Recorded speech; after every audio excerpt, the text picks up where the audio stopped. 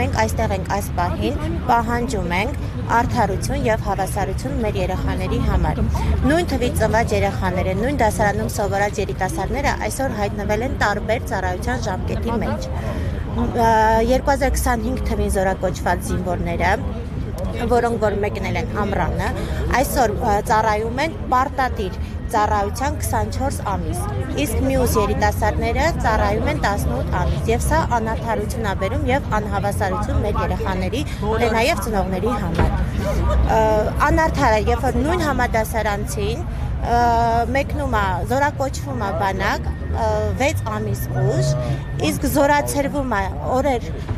շուտ մեր երեխաներից, եւ սա էլ է մեր համար շատ անարդար եւ շատ անհավասար։ Խնդրում ենք, թող, չգիտեմ, ինչ որ նոր օրենք ձեռնարկեն, ինչ որ նոր լուծում, որ բերի մեր երեխաներին հավասարության եւ արդարության։ Տղաների մեջ են տարաձայնություններ առաջանում այս։ Ճիշտ ասած, մեր տղաները չեն իմանում, որ մենք այս պահին այստեղ ենք։ Մեր տղաների մեջ ոչ մի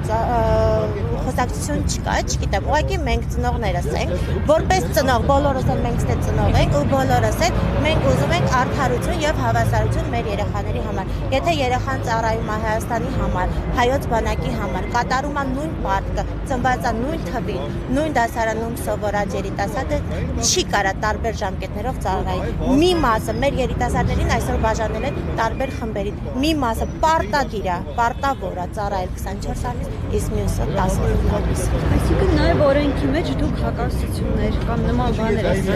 Ճիշտ ասած, չեմ կարա ասեմ, ուղղակի մենք կուզենք այս օրենքը ավելի վերանայվի, հա, մեր պահանջը, մեր խնդրանքը դա է, թող վերանայեն այս օրենքը, մեր երեխաներին բերեն հավասարության։